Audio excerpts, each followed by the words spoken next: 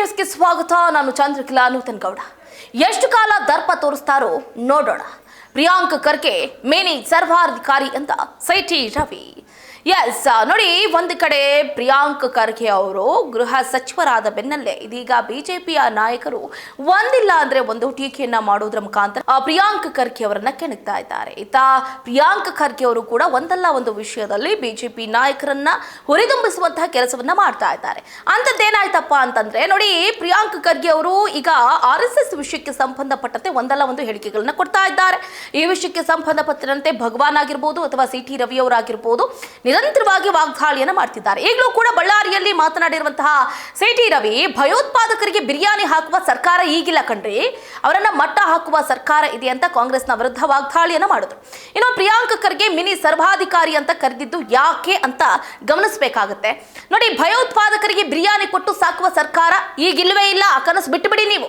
ಭಯೋತ್ಪಾದಕರನ್ನ ಸಂಪೂರ್ಣವಾಗಿ ಮಟ್ಟ ಹಾಕುವ ಸರ್ಕಾರ ದೇಶದಲ್ಲಿ ಕಾರ್ಯವನ್ನ ನಿರ್ವಹಿಸ್ತಾ ಇದೆ ಅಂತ ಚಿಕ್ಕಮಗಳೂರಿನಲ್ಲಿ ವಿಧಾನ ಪರಿಷತ್ನ ಸದಸ್ಯ ಸಿಟಿ ರವಿ ಅವರು ಗುಡುಗುದ್ರು. ಇನ್ನು ಸುದ್ದಿಗೋಷ್ಠಿಯಲ್ಲಿ ಮುಂದುವರೆದು ಮಾತಾಡ್ತಾರೆ ಅವರು, ಭಾರತ ಶಕ್ತಿಶಾಲಿ ರಾಷ್ಟ್ರವಾಗಿ ಹೊರಹೊಮ್ಮಿದೆ. ಭಯೋತ್ಪಾದಕರಿಗೆ ಇಲ್ಲಿ ಉಳಿಗಾಲ ಅನ್ನೋದೇ ಇಲ್ಲ. ಭಯೋತ್ಪಾದಕರನ್ನ ಬ್ರದರ್ಸ್ ಅಂತ ಕರೆದದ್ದು ಕಾಂಗ್ರೆಸ್ನವರು ನಕ್ಸಲರನ್ನ ಬೆಂಬಲಿಸ್ತಾ ಇದ್ರು. ದೇಶದಲ್ಲಿ ಕಾಂಗ್ರೆಸ್ ಆಡಳಿತ ಇರುವ ಕಡೆ ನಕ್ಸಲ್ ತುಕಡೆ ಗ್ಯಾಂಗ್ ಬೇರೆ ಸಿದ್ಧಾಂತದ ಮೂಲಕ ರೂಪಾಂತರಗೊಂಡು ಜೀವಂತ ಇದೆ ಅಂತ ತಿಳಿಸಿದ್ರು.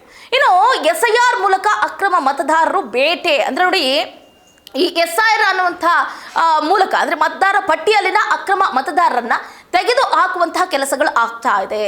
ವಿರೋಧಿಸುವವರು ದೇಶದ್ರೋಹಿಗಳು. ಅದೇನ್ರಿ, ದೇಶದಲ್ಲೇ ಇದ್ಕೊಂಡು ಅದೇನೋ ಹೇಳ್ತಾರಲ್ಲ, ಉಂಡು ಮನೆಗೆ ಅಂದ್ರೆ ಕನ್ನ ಹಾಕುವಂತಹ ಕೆಲಸ. ಇನ್ನೂ ಕೆಳಮಟ್ಟದಲ್ಲಿ ಹೇಳಬೇಕು ಅಂತಂದ್ರೆ ಉಂಡು ಮನೆಗೆ ಉಚ್ಚೊಯ್ಯುವಂತಹ ಕೆಲಸವನ್ನ, ಅಂದ್ರೆ ಉಂಡು ತಟ್ಟೆಯಲ್ಲೇ ಉಚ್ಚೊಯ್ಯುವಂತಹ ಕೆಲಸವನ್ನ ಕೆಲವೊಬ್ರು ಮಾಡ್ತಾ ಇರ್ತಾರೆ. ತುಕಡೆ ಗ್ಯಾಂಗ್ಗಳು ದೇಶದಲ್ಲಿ ಅರಾಜಕತೆ ಸೃಷ್ಟಿ ಮಾಡೋದಕ್ಕೆ ಮುಂದಾಗಿದ್ದಾರೆ. ಭಾರತ ಸರ್ಕಾರ ತುಕಡೆ ಗ್ಯಾಂಗ್ಗಳನ್ನ ಸಮರ್ಥವಾಗಿ ಎದುರಿಸಲಿದೆ. ನಕ್ಸಲ್ ಮುಕ್ತ ಭಾರತ ನಿರ್ಮಾಣ ಆಗಲಿದೆ. ನರೇಂದ್ರ ಮೋದಿ ಆಡಳಿತದಲ್ಲಿ ಭಾರತ ಅಭಿವೃದ್ಧಿಯ ಪಥದತ್ತ ಸಾಗ್ತಾ ಇದೆ. ನಾವು ಬರೀ ಹೇಳುವುದಲ್ಲ, ಪೂರಕ ದಾಖಲೆಗಳು ಪ್ರಗತಿಯ ಅಂಶಗಳೇ ತಿಳಿಸುತ್ತೆ. ಆರ್ಥಿಕ ಸಂಕಷ್ಟದಲ್ಲಿದ್ದ ಭಾರತದ ಆರ್ಥಿಕ ಸುಸ್ಥಿತಿಗೆ ತಲುಪ್ತಾ ಇದೆ. ಬೇರೆ ದೇಶಗಳಿಗೆ ಹೋಲಿಕೆ ಮಾಡಿಕೊಂಡ್ರೆ ಭಾರತದಲ್ಲಿ ಬೆಲೆ ಏರಿಕೆ ನಿಯಂತ್ರಣದಲ್ಲಿದೆ ಅಂತ ತಿಳಿಸಿದ್ರು. ಇನ್ನು ಬಿಜೆಪಿ ರಾಜ್ಯಾಧ್ಯಕ್ಷ ಸ್ಥಾನದ ಆಕಾಂಕ್ಷಿ ಬಗ್ಗೆ ಮಾತಾಡ್ತಾರೆ. ನೋಡಿ ಸರ್, ಈಗ ಬಿಜೆಪಿ ರಾಜ್ಯಾಧ್ಯಕ್ಷ ಸ್ಥಾನಕ್ಕೆ ಇನ್ನೇನು ಒಂದು ಕಡೆ ಏನು ಅಭ್ಯರ್ಥಿಗಳ ಚೇಂಜಸ್ ಆಗಬೇಕಾಗಿದೆ. BY ವಿಜಯೇಂದ್ರ ಅವರು ಇಫ್ ಇನ್ ಕೇಸ್ ಕೆಳಗಡೆ ಇಳಿದ್ರೆ ನೀವೇನಾದ್ರೂ ಆಕಾಂಕ್ಷಿ ಇದ್ದೀರಾ ಸರ್ ಅಂತ ಹೇಳಿದಕ್ಕೆ, ಬಿಜೆಪಿ ರಾಜ್ಯಾಧ್ಯಕ್ಷ ಸ್ಥಾನದ ಆಕಾಂಕ್ಷಿ ನಾನೆಲ್ಲ ಕಣ್ರಿ, ನನಗೆ ಆಸೆ ಇಲ್ಲ. ಬಿಜೆಪಿ ರಾಜ್ಯಾಧ್ಯಕ್ಷ ಸ್ಥಾನ ಯಾರಿಗೆ ಒಲಿಬೇಕೋ ಅದಕ್ಕೆ ಒಲಿಯುತ್ತೆ. ಪಕ್ಷದ ನಾಯಕರು ಅವರನ್ನೇ ಮುಂದುವರಿಸಬಹುದು ಅಥವಾ ಬೇರೆಯವರನ್ನಾದ್ರೂ ಮಾಡಬಹುದು, ಅದು ನನಗೆ ಗೊತ್ತಿಲ್ಲ. ಯಾರೇ ಅಧ್ಯಕ್ಷರಾದ್ರೂ ಕಾರ್ಯವನ್ನ ನಿರ್ವಹಿಸ್ತೀವಿ ಅಂತ ಪ್ರಶ್ನೆಗೆ ಪ್ರತಿಕ್ರಿಯೆಯನ್ನು ಕೊಟ್ಟರು. ಅಷ್ಟೇ ಅಲ್ಲದೆ ಮುಂದುವರೆದು ಹೇಳ್ತಾರೆ, ಪ್ರಿಯಾಂಕ್ ಮಿನಿ ಸರ್ವಾಧಿಕಾರಿ. ನೋಡಿ, RSS ಕುರಿತು ಪ್ರಿಯಾಂಕ್ ಖರ್ಗೆ ಹೇಳಿಕೆಗೆ ಪ್ರತಿಕ್ರಿಯೆ ಕೊಟ್ಟಂತಹ ಅವರು, ಪ್ರಿಯಾಂಕ್ ಖರ್ಗೆ ಮಿನಿ ಸರ್ವಾಧಿಕಾರಿಯಾಗಿದ್ದಾರೆ.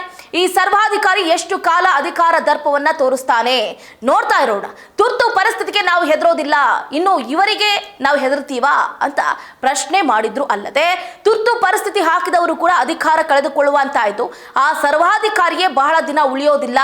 ಈ ಹೆಂಗೆ ಉದುರಿದ ಎಲೆ ಮರದಿಂದ ಕೆಳಕ್ಕೆ ಬೀಳುತ್ತೋ ಅದಕ್ಕೆ ಯಾವುದೇ ರೀತಿಯಾದಂತಹ ಆಯಸ್ಸು ಇರೋದಿಲ್ವೋ, ಆ ರೀತಿ ಪ್ರಿಯಾಂಕ್ ಖರ್ಗೆ ಅವರು ಮಾಡುವಂತಹ ಕೆಲಸ ಆಗಿರ್ಬೋದು ಅಥವಾ ಆಡುವಂತಹ ಮಾತುಗಳಾಗಿರ್ಬೋದು ಅವ್ರಿಗೇನೆ ಅದು ಶೋಭೆ ತರೋದಿಲ್ಲ. ದಯಮಾಡಿ RSS ಬಗ್ಗೆ ನಾಲ್ಗೆಯನ್ನ ಹರಿ ಬಿಡುವ ಮುನ್ನ ಒಂದು ಸ್ವಲ್ಪ ಯೋಚನೆ ಮಾಡಿ ಮಾತಾಡಿ. ಇಲ್ಲಂತಂದ್ರೆ ಮಾತಾಡೋದಕ್ಕೆ ಹೋಗಬೇಡಿ. ಎಷ್ಟು ಕಾಲ ನಿಮ್ಮ ದರ್ಪ ಇರುತ್ತೋ ಅದು ಕೂಡ ನಾವು ನೋಡ್ತೀವಿ ಅಂತ ಸಿಟಿ ರವಿ ಅವರು ಪ್ರಿಯಾಂಕ್ ಖರ್ಗೆ ಅವರಿಗೆ ಟಾಂಗ್ ಅನ್ನ ನೀಡುವುದರ ಮುಖಾಂತರ ಮತ್ತೆ ಈ RSS ರಾಷ್ಟ್ರೀಯ ಸ್ವಯಂ ಸೇವಾ ಸಂಘದ ವಿಷಯದ ಬಗ್ಗೆ ದೊಡ್ಡ ಮಟ್ಟದಲ್ಲಿ ಚರ್ಚೆ ಆಗುವ ರೀತಿಯಲ್ಲಿ ಮಾತಾಡಿದ್ದಾರೆ. ಈ ವಿಷಯಕ್ಕೆ ಸಂಬಂಧಪಟ್ಟಂತೆ ಪ್ರಿಯಾಂಕ್ ಖರ್ಗೆ ಅಂಡ್ ಟೀಮ್ ಅಂದ್ರೆ ಕಾಂಗ್ರೆಸ್ನ ನಾಯಕರು ಅಥವಾ AICC ಅಧ್ಯಕ್ಷ ಮಲ್ಲಿಕಾರ್ಜುನ್ ಖರ್ಗೆ ಅವರು ಏನು ಉತ್ತರವನ್ನು ಕೊಡ್ತಾರೆ ಅನ್ನೋದನ್ನ ಕಾದಷ್ಟೇ ನೋಡಬೇಕಾಗಿದೆ. ಇದಾಗಿತ್ತು ಇವರಿಗಿನ ಅಪ್ಡೇಟ್. ನೋಡ್ತಾ ಇರಿ ಸ್ಪೀಡ್ ನ್ಯೂಸ್. ಸುದ್ದಿ ನಿಮ್ಮದು, ವೇಗ ನಮ್ಮದು.